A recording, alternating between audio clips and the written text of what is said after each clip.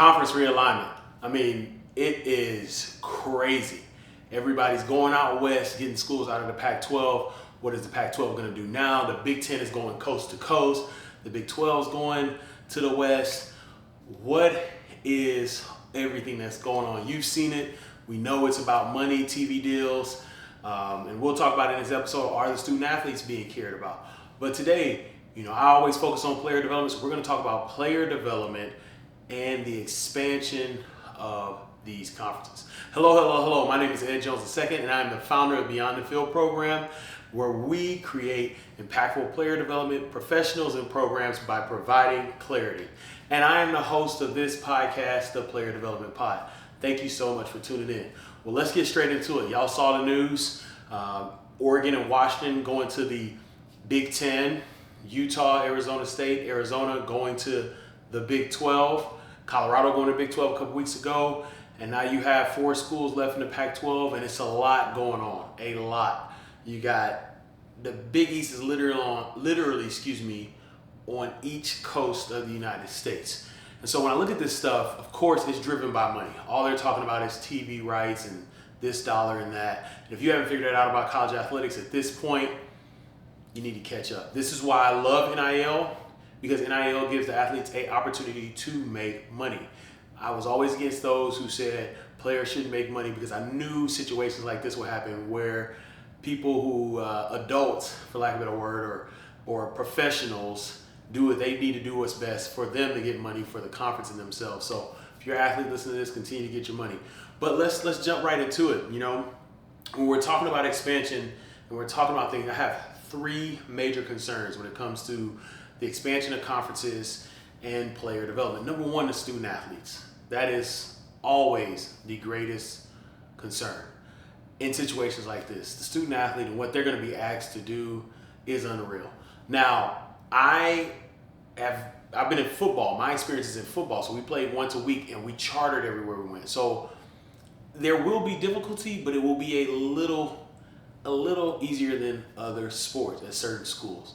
But you're talking about, you look at, let's use the Big Ten, for example. Playing a game in Rutgers. Let's say Rutgers goes to play UCLA, goes back home, plays a home game at Rutgers, and then comes right back out to play USC. Now, whoever's doing the scheduling in the Big Ten and those conferences, the Big 12, and I didn't even talk about the ACC. The ACC's thinking about expanding. Whoever's doing that scheduling, that's going to be incredible for them. But I think about student athletes and just what's being asked for them. So let me give you some behind the scenes of what goes on during a football trip. So a football trip, where we kind of walk off the field. Thursday, we're good. Friday, we're getting prepared. The people who come on these trips with us on Friday, our academics team comes. Our players are in class until about 12 o'clock everywhere I've been. Or if we have to leave earlier because it's an early game on Saturday, they get excuses. But the players are going to school and they have assignments that are due. Just like any student, the student athlete, right? And you couple that with this travel and them trying to get things done and what's going to be asked of them, not only academically, what's already tough for them to do being a student athlete. I know some of you all are, they're on scholarship and blah, blah, blah, blah, blah. I'm not trying to hear that noise, because they are being students. A lot of students on the university could not be athletes, could not do what they do. So let's just get that out of there, right? But they're being asked to not only perform at a high level, but to take care of their grades. And now they're doing these coast-to-coast trips. And if anybody's ever traveled coast-to-coast or through time zones, it can get to you. You think about the Rutgers players or the players on the West Coast, the UCLAs, the USCs, whatever it may be.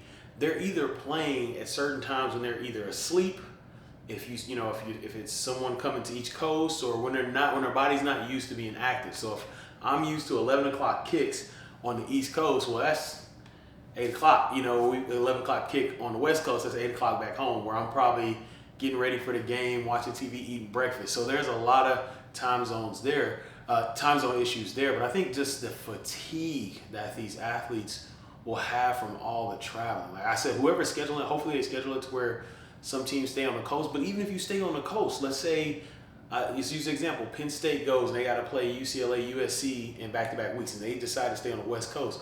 Well, you're getting these players out of their systems. You're getting them out of their academic systems. How do I do things? Their training systems, their life systems. It's just a lot, and that fatigue, mentally and physically, I think will be a lot.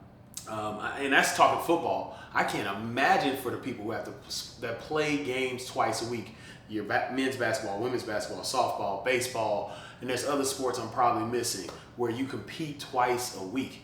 Normally a Sunday, Tuesday, Friday weekend type combo. But I just can't, like, once again, either they're going to have to stay out on the coast or they're going to be doing, and volleyball as well, or they're going to be doing a lot of bouncing. And that is a lot to ask of a student athlete. Once again, I don't know who's scheduling that, but they need to take care of that. One of the head coach at Missouri, Eli Drinkwitz, talked about it.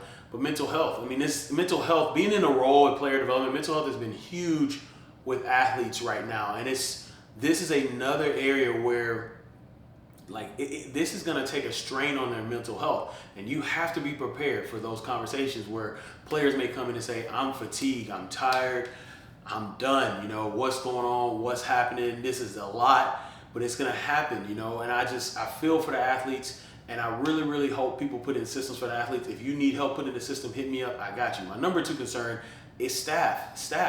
Now when I worked on staff, we didn't have to do everything the athletes did, of course, but it is a very high stress and just a lot of just time away from family in general.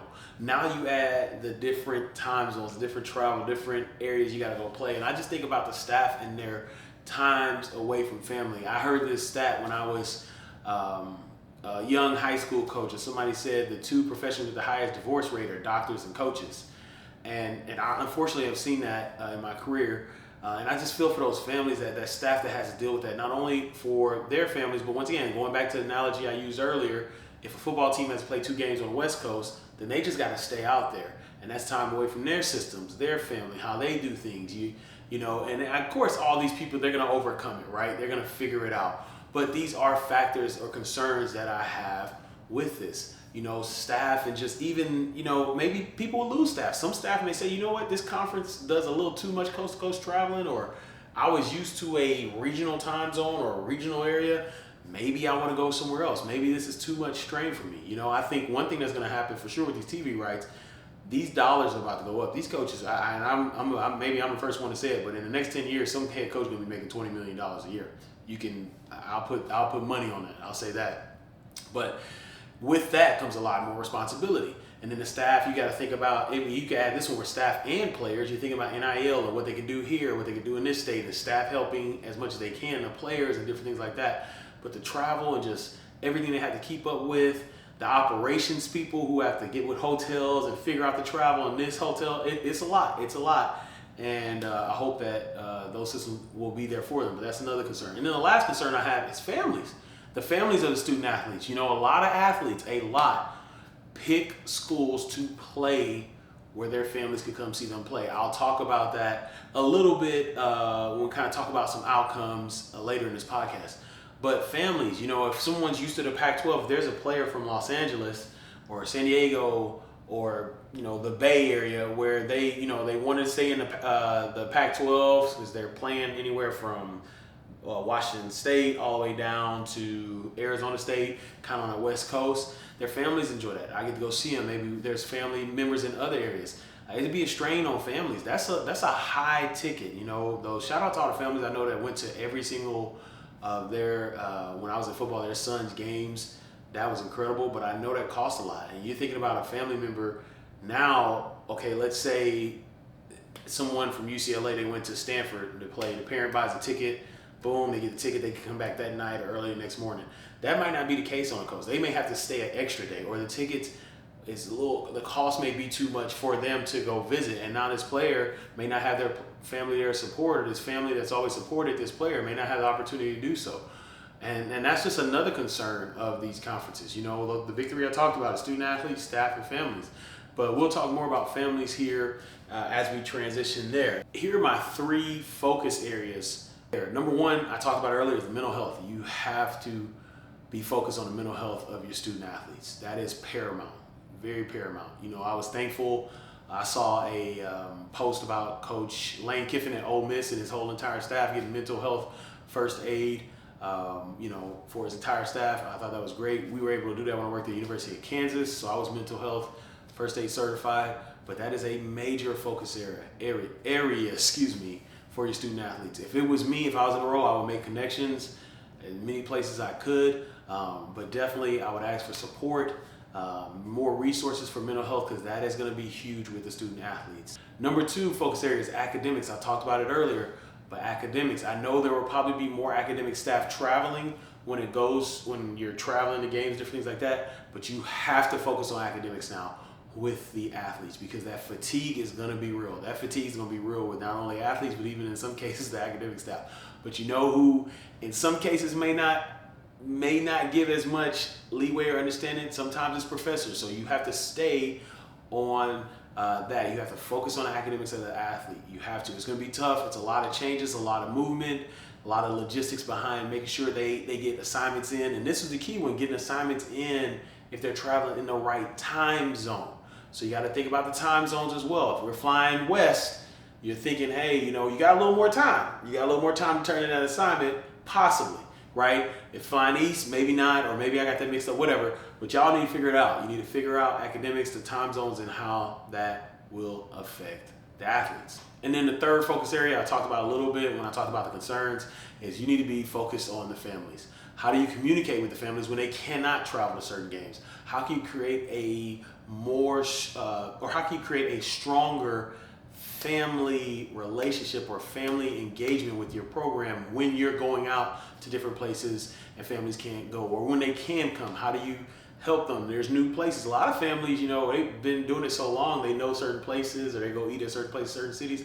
How do you help them? But you have to help these families. You need to be focused on these families, specifically for these players, if they're used to family being there and different things like that. But that is a focus area. Families, and making sure that as this transition is happening, that they're okay, that they understand you're answering all their questions and being for them as well. So those are the 3 focus areas. Once again, mental health, academics, and family. Now, here are some outcomes that I believe will happen because of conference realignment. And the first one I believe is super, super positive, and that is more player development positions. Now, this is a player development pod. That's all I talk about is player development. But I truly believe, and I am really, really excited to see this, that there will be more player development positions created. I know if I was in the role and I had to go coast to coast or travel a little further out and had all these changes, I would beg my head coach and athletic director for more help as we get things done. So I expect a lot more positions to be filled, and those positions will be focused on mental health. You may have positions focused on academics, different things like that. But wherever I worked, I always brought the academics team. I always worked hand in hand with them, so you can do that. But there will be more positions, and I can see people doing it to where you break it up by classes. Like, hey, you're working with the newcomers. I got the old heads. Someone has that middle group. Let's work together. But I do believe there will be more player development positions, because athletes will speak out about their experiences. They will speak out about the fatigue. They'll speak out about how it's been uncomfortable, whatever it may be. And the reaction is going to be, they're going to get more people, more resources for the athletes, and I believe that will come in player development positions. The number 2 outcome I think is going to happen is recruiting. I think this may affect recruiting. There may be some athletes that say, you know what? I don't want to get in that conference. I don't want to do all that. My family wants to stay in this area. I'm good. I'm going to go play in this other conference at this university because of the familiarity I have with the area and how my family could have access to games. When I was at the University of Houston, my alma mater, shout out to them. They're going to the Big 12. Shout out to University of Houston. That is long overdue.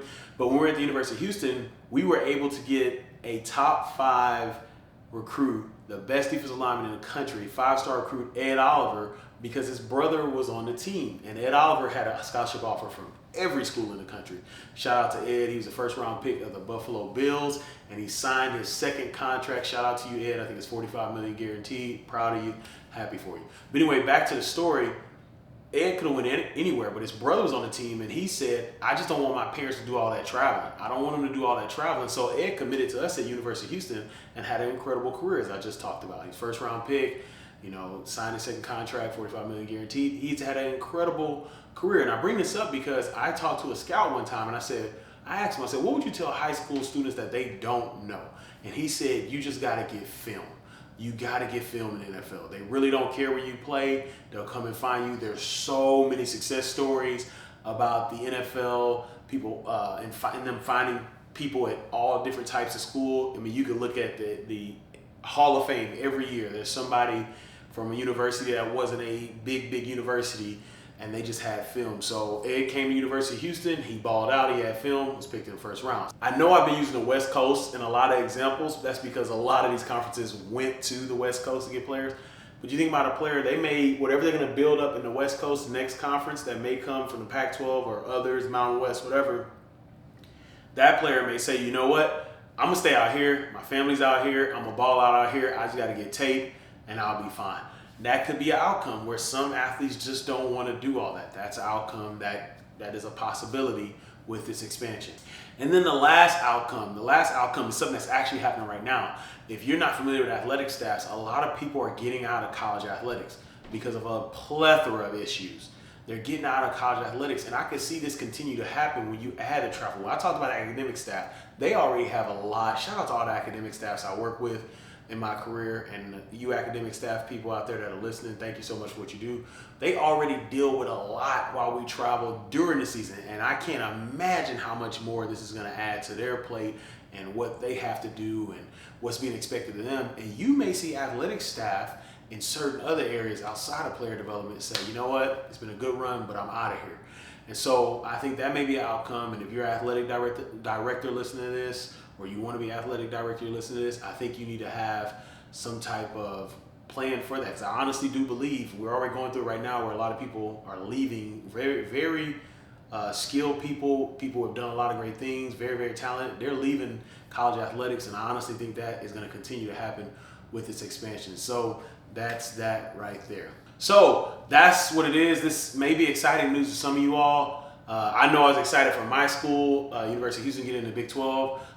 Just made geographic, regional sense for the Big 12 to do that. But I do agree with some of the people who don't fully enjoy the full expansion of some of these conferences. It's all for money, and I think that's tough because I'm all for student athletes. And it's just tough to see. I know people got to do it. The athletes still got to play. It's going to happen no matter what I say. Yeah, they may be nice rivalries, but I'm kind of traditional. I like the old rivalries, the geographic and regional rivalries. And so it's kind of tough to see that. It's tough to see, no West Coast conference. But you know what? These TV deals, Fox, ESPN, and some of the rest of them are paying a lot of money.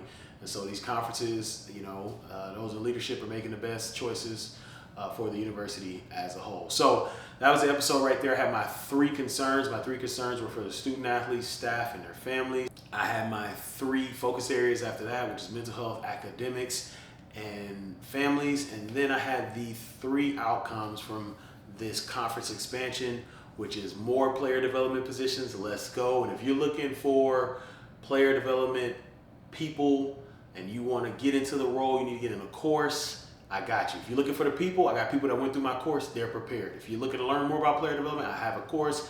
Click the link in the bio, join the course and learn about player development.